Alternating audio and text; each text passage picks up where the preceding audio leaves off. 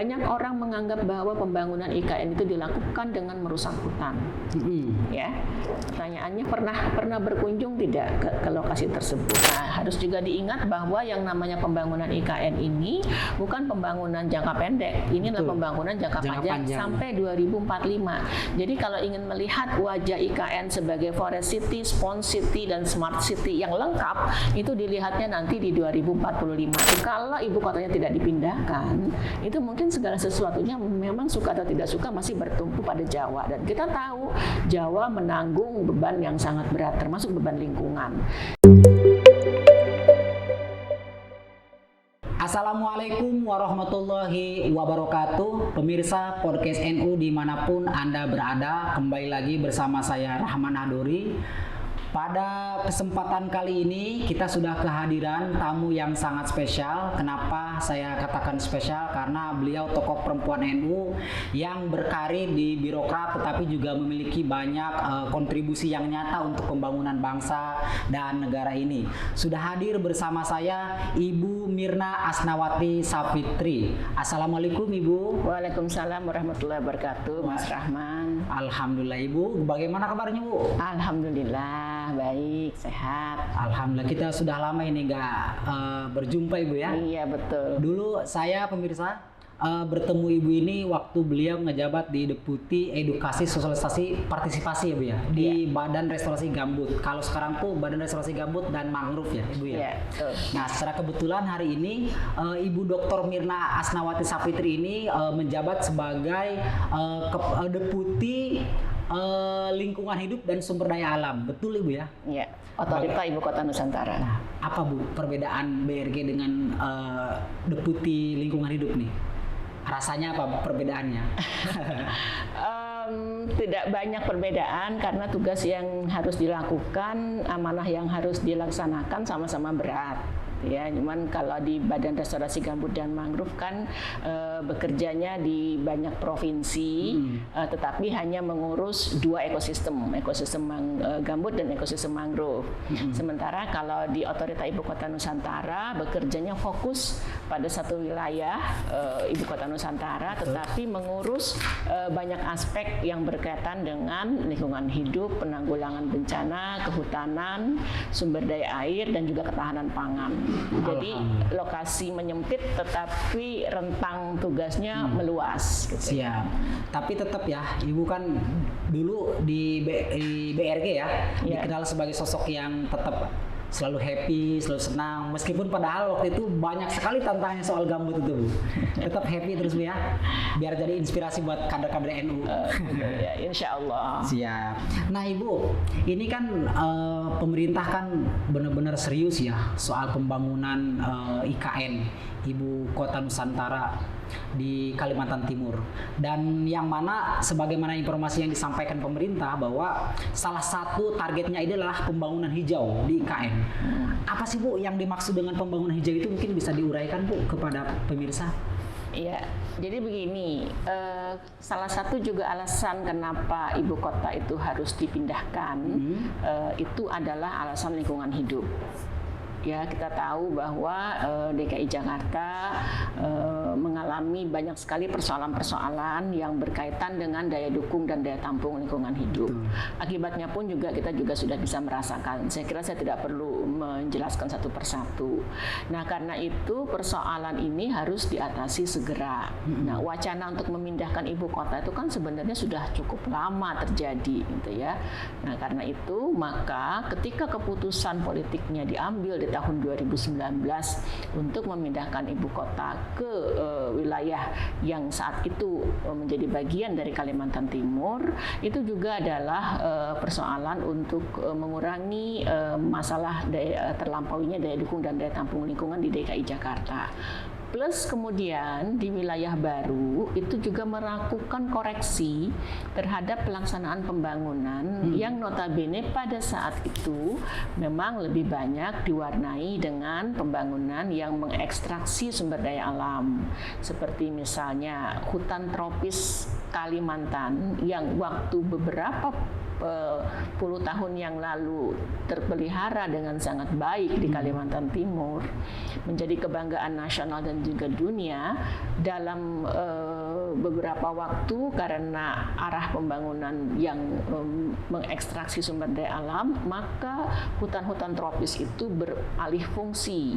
Apakah dia menjadi areal-areal perkebunan ataupun juga menjadi areal-areal pertambangan dan lain-lain. Nah, kita mencoba untuk melakukan koreksi tersebut. Nah, karena itu maka di dalam pembangunan Ibu Kota Nusantara ini salah satu yang penting adalah prinsip membangun selaras dengan alam. Ya, nah di dalam pengejawantahannya prinsip selaras dengan alam itu diwujudkan antara lain dengan menjadikan 60% dari areal Ibu Kota Nusantara menjadi areal yang dilindungi, 10%-nya menjadi areal produksi pangan. Nah, areal-areal yang dilindungi dan kegiatan-kegiatan yang lain yang bertujuan untuk memulihkan keberadaan hutan tropis Kalimantan, melakukan restorasi dan rehabilitasi pada area-area yang sudah rusak, itu ada di dalam payung yang namanya IKN sebagai kota hutan berkelanjutan Kota hutan berkelanjutan, atau Sustainable Forest City. Ini baru di Indonesia. Saya mau tanya, pernah dengar nggak ada provinsi di Indonesia disebut sebagai kota hutan berkelanjutan? Nah, itu belum kayaknya. Belum pernah ya. Ini baru di Indonesia ya, dan mungkin juga baru di dunia. Nah, ini tantangan yang sangat berat karena kondisi yang ada sekarang sebagian memang kondisi yang sudah rusak. Nah, itu yang dikembalikan lagi menjadi ekosistem atau mendekati ekosistem hutan tropis Kalimantan. Ada nggak negara percontohan untuk kota hutan berkelanjutan ini, Bu? Secara spesifik tidak ada, karena masing-masing negara kan punya keunikan sendiri-sendiri. Nah, kita belajar dari banyak negara yang mencoba membangun kota yang selaras dengan alam, tetapi ekosistemnya tentu saja berbeda. Kita adalah ekosistem dengan hutan hujan tropis, yang itu berbeda dengan di beberapa negara lain yang juga membangun ibu kota, tetapi dengan kondisi ekosistem yang berbeda. Siap. Nah, Ibu, Indonesia ini kan punya target tahun 2060 sebagai nol emisi ya. Iya. Nah, mungkin ada nggak kaitannya dengan target pemerintah Indonesia itu di tahun 2060? Ada sekali. Bahkan di IKN itu targetnya adalah 2045. 2045. Ya, 2045 sudah nol emisi karbon ya. Yang disebut dengan net zero emission itu menjadi salah satu indikator kinerja. Jadi sampai dengan 2045 pembangunan di IKN itu dipastikan harus net zero. Jadi lebih maju Ibu ya. Targetnya lebih maju ya. Nah, Ibu izin, ini kan juga pemahaman masyarakat soal pembangunan hijau, soal green economy juga rata-rata masih belum begitu paham lah ya. Nah, apa cara dan strategi Ibu sebagai Deputi Lingkungan Hidup di Otorita IKN? Caranya sebenarnya cuma satu, adalah dengan terus-menerus, tidak henti-hentinya, tidak bosan, tidak capek untuk menyampaikan kepada masyarakat apa yang sebenarnya menjadi tujuan dari pemerintah. Termasuk saya hadir di podcast ini adalah dalam kaitan dengan itu. Karena saya juga memahami seringkali pemahaman yang tidak pada tempatnya, yang keliru, yang ada di masyarakat itu lebih karena memang informasinya secara utuh tidak diterima. Nah, karena itu saya ingin menggunakan sekali kesempatan yang sangat berharga ini untuk menyampaikan secara utuh apa yang sebenarnya menjadi tujuan dari pembangunan Ibu Kota Nusantara, khususnya kepada warga Nahdien yang mengikuti podcast ini. Siap. Nah, Ibu, secara umum kalau konsep pembangunan hijau di IKN ini nantinya seperti apa sih, Bu? Konsepnya, pembangunannya, modelnya kayak gimana, Bu? Seharusnya menonton videonya ya supaya bisa membayangkan, karena kalau saya bercerita mungkin agak paling tidak digambarkan gitu ya. Digambarkan adalah kita itu hidup di satu areal yang luasnya 256 ribuan hektar. Tetapi yang kita bangun sebagai kota itu 25%-nya saja. Oke. Selebihnya apa? Selebihnya itu 65%-nya itu akan dikembalikan jadi hutan. Hutan? Iya. Hutan yang mendekati dalam bentuk hutan alam. Sudah pernah masuk nggak ke hutan alam yang ada di luar Jawa? Kalau yang dilindungi kayaknya saya belum, Bu. Jadi dia bukan seperti kalau di Jawa mungkin maksudnya hutannya hutan jati, Betul. gitu kan. Nah ini hutan tropis itu ya isinya bermacam-macam, bermacam-macam jenis pohon-pohonan. Di dalamnya juga ada satwa. Kalau dulu di dalam ekosistem itu ada satwa-satwa yang sekarang sudah menjadi sangat langka dan dilindungi seperti orangutan dan lain-lain. Ya, jadi ketika kita mengembalikan menjadi hutan, berarti segala isinya juga akan ikut kembali. Betul. Isinya itu apa? Termasuk satwa-satwa itu, termasuk flora-flora, termasuk juga tanaman-tanaman obat yang sangat langka. Mungkin pernah dengar dari bumi Kalimantan kan banyak sekali tanaman-tanaman obat. Betul. Yang untuk pengobatan A, B, C, D lah seperti itu. Nah, pengobatan tanaman obat itu menjadi kurang sekali areanya untuk tumbuh karena biasanya mereka itu ada di area-area hutan. Nah, ketika kita kembalikan hutan itu berarti kita mengembalikan lagi kekayaan kita terhadap tanaman-tanaman obat, kekayaan kita terhadap fauna-fauna, kekayaan kita terhadap jenis-jenis tanaman-tanaman langka. Dan yang paling penting dalam kaitan dengan pengendalian perubahan iklim, keberadaan hutan tropis itu menjadi tempat untuk menyerap dan menyimpan karbon yang sangat besar. Oke, ya izin nih Bu. Pemerintah kan mengistilahkan ini sebagai green economy. Nah, dari aspek ekonominya ini dari mananya Bu yang bisa berkontribusi terhadap pembangunan ekonomi dan peningkatan ekonomi dari aspek pembangunan hijau ini? Ya, IKN ini mencoba mengoreksi juga pendekatan pembangunan kita di masa yang lalu. Betul, ya, betul. jadi pembangunan masa depan itu adalah pembangunan yang berbasis kepada perlindungan lingkungan. Ya, salah satunya tadi yang berkaitan dengan karbon. Itu adalah arah pembangunan masa depan. Siap. Kemudian yang kedua juga di dalam IKN itu akan dikembangkan beberapa klaster industri. Sebagian besar adalah industri yang berkaitan dengan tersedianya lingkungan yang baik. Contohnya satu, klaster industri untuk energi bersih. Ya, yang nanti akan menyediakan misalnya untuk pengganti listrik dari energi-energi terbarukan.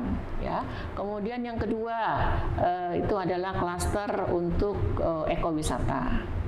Ekowisata Ya, dia. ya ekowisata berarti kalau ekonya atau ekosistemnya tidak bagus nggak ada yang mau datang kan. Betul. Seperti itu. Berarti kita menarik wisatawan justru dengan menyediakan ekosistem ataupun lingkungan alam yang baik. Kemudian ada klaster pertanian berkelanjutan. Kalau dulu biasanya pertanian itu adalah pertanian yang identik dengan penggunaan lahan besar-besaran ditambah dengan penggunaan pupuk pestisida yang semuanya adalah berbahan baku dari bahan-bahan kimia. Nah, kita kembalikan itu menjadi pertanian yang ramah lingkungan. Kemudian juga ada klaster industri rendah karbon. Ya, ini juga terutama yang ada di Kalimantan Timur, di mana banyak sekali di masa lampau dan sampai saat ini itu adalah area-area pertambangan batu bara. Nah, itu akan dilakukan transformasinya. Siap. Nah, itu adalah beberapa contoh dari bagaimana engine ataupun mesin ekonomi yang nanti akan digerakkan di wilayah IKN. Nah, kalau melihat dari klaster-klaster itu, semuanya adalah klaster-klaster yang mensyaratkan lingkungan itu harus dimanfaatkan secara hati-hati, lingkungan itu harus dipelihara, harus dilindungi dengan sebaik-baiknya. Siap. Kalau saya membayangkan dari pernyataan Ibu ini, IKN ini akan menjadi kota yang ramai tapi juga dipenuhi dengan kualitas lingkungan yang bagus Bu ya. Ya.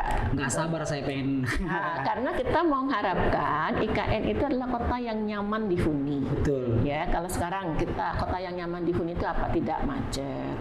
Kemudian ruang terbuka hijau, taman-taman yang indah itu tersedia banyak. Gitu ya. Kita menempuh dari satu tempat ke tempat yang lain tidak perlu terlalu lama. Makanya di IKN terkenal sebagai 10-minute city. 10-minute city. Ya, jadi jarak dari satu tempat ke tempat yang lain diperkirakan tidak melampaui dari 10 menit. Karenanya teknologi transportasinya dikembangkan sedemikian rupa agar menjawab kebutuhan itu.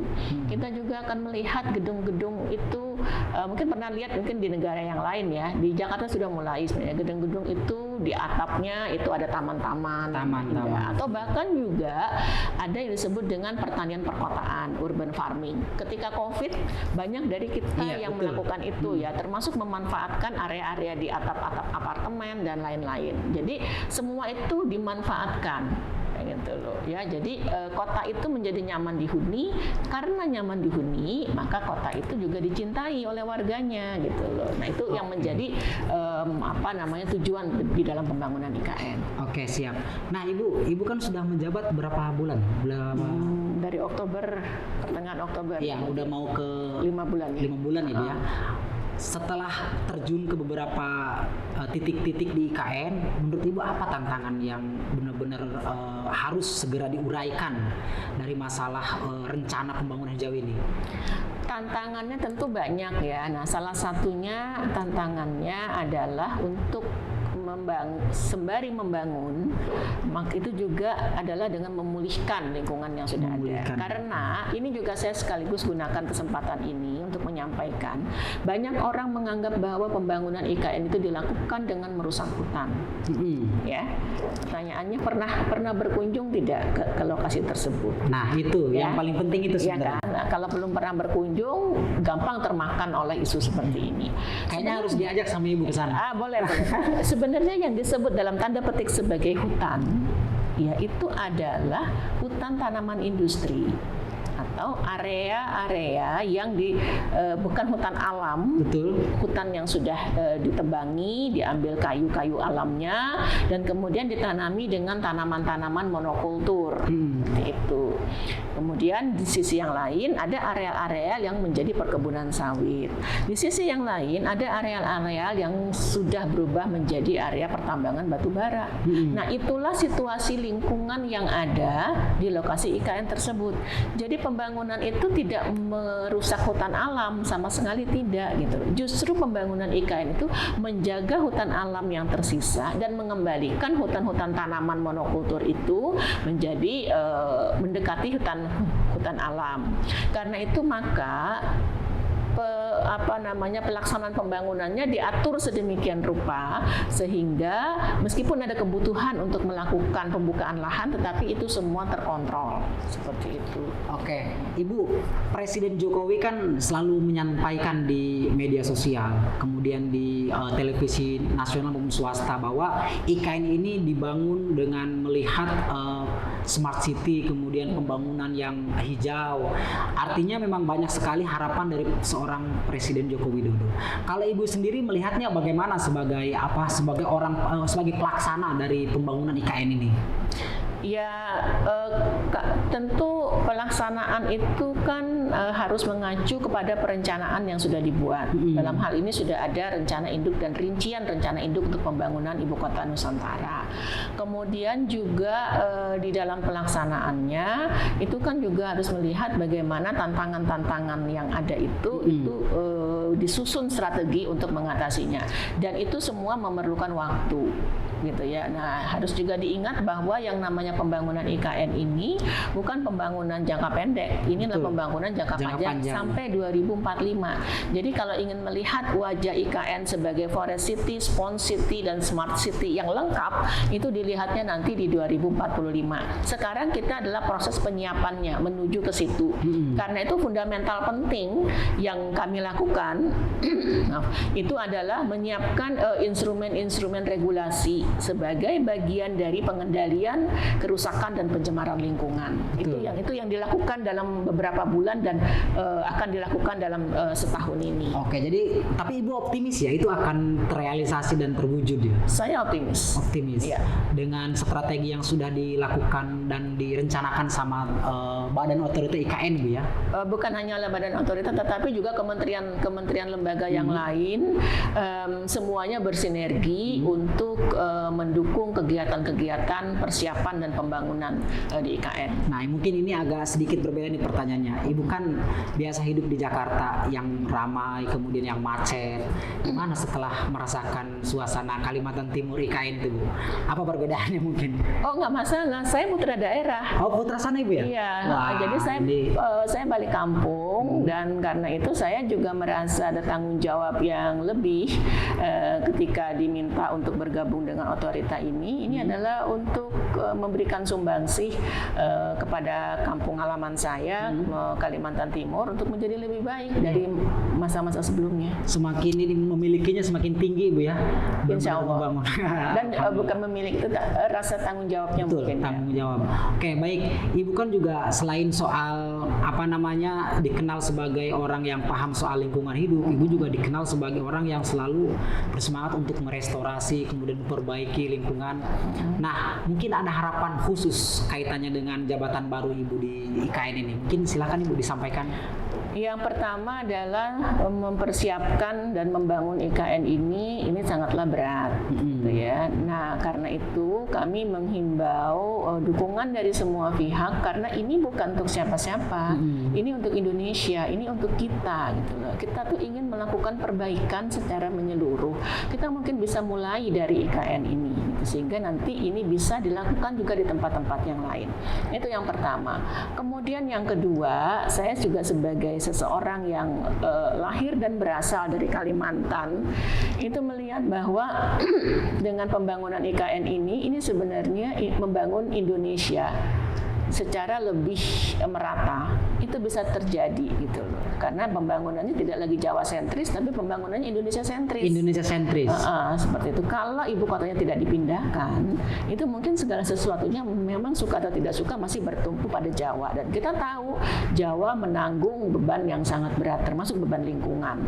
Jadi karena itu maka saya kira kalau kita ingin melihat Indonesia lebih baik lagi, itu dukungan terhadap IKN itu perlu perlu diperkuat. Yang ketiga, kami berharap agar para pemirsa sekalian itu mencerna informasi itu secara dewasa dan secara utuh. Kami di otorita di dalam posisi untuk selalu senang untuk menyampaikan apa adanya mengenai progres pembangunan yang ada di IKN. Tantangan-tantangan tetap ada, tetapi kami punya komitmen bahwa tantangan itu bisa kita selesaikan sepanjang dukungan diberikan kepada kita semua. Siap. Pemirsa Podcast NU tadi sudah banyak diuraikan oleh Ibu Deputi kita bahwa memang pembangunan hijau di Ibu Kota Nusantara ini selaras dengan target Indonesia yang 0% karbon di 2060, bahkan Indonesia pada 2045 ini menjadi target penghijauan di IKN. Nah, tapi ada satu hal mungkin Ibu, pertanyaan sebagai penutup, upaya-upaya yang saat ini sudah dilakukan oleh Badan Otorita IKN, terutama kaitannya dengan deputi yang Ibu bidang ini?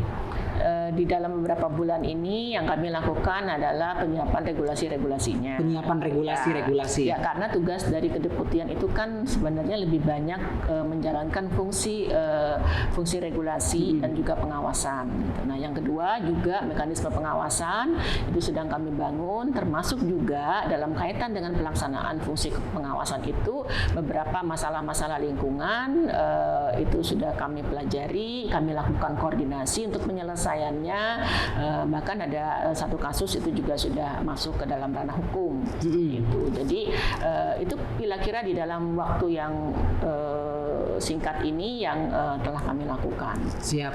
Pemirsa Podcast NU, banyak sekali hal-hal yang disampaikan oleh Ibu Deputi berkaitan dengan pembangunan hijau di IKN, dan tentu kita sadar bahwa soal pembangunan IKN ini banyak sekali ketidaktahuan kita masyarakat berkaitan dengan proses maupun tahapan yang ada. Tadi Ibu Deputi menyampaikan bahwa jangan termakan hoax maupun informasi yang belum tentu kebenarannya. Oleh karena itu, tentu kita akan lebih senang Ibu kalau misalkan nanti ada hal-hal yang bisa dipublikasikan oleh media NU seperti Suara NU agar kemudian masyarakat bisa tercerahkan. Terima kasih Podcast NU mengucapkan syukur kepada Ibu dan terima kasih banyak atas kesediaan waktunya di tengah kesibukannya meluangkan waktu untuk Suara NU. Mudah-mudahan Ibu Deputi kita sukses selalu. Amin. Dan bisa terus bertanggung jawab terhadap apa yang sudah diberikan tugasnya oleh Presiden. Mungkin terakhir Ibu, ajakan buat warga NU agar terus menghijaukan lingkungan. Ya, untuk ibu bapak yang menjadi warga Nahdien, saya kira kita sudah jelas ya bahwa perintah untuk melindungi lingkungan itu adalah bagian dari ibadah. Saya kira juga sudah banyak juga ajaran-ajaran dari para sesepuh mengenai hal tersebut. Jadi karena itu kami terutama yang ada di Otorita IKN juga memaknai upaya untuk memulihkan lingkungan, melindungi lingkungan yang ada di IKN sebagai bagian dari ibadah kita gitu. Nah, terutama juga bagi para warga Nahdien yang berada di Kalimantan Timur, khususnya yang berada di wilayah yang sekarang menjadi wilayah IKN, mari kita sama-sama lindungi lingkungan kita, mari kita sama-sama lestarikan lingkungan kita sebagai bagian dari tanggung jawab kita sebagai umat dan juga sebagai warga Nahdien. Siap. Pemirsa Podcast NU, demikian podcast kita pada kesempatan kali ini.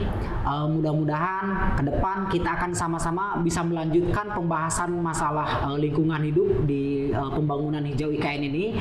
Terima kasih. Saya Rahman Hadori undur diri. Wallahu muwaffiq ila aqwamit thoriq. Wassalamualaikum warahmatullahi wabarakatuh. Waalaikumsalam warahmatullahi wabarakatuh.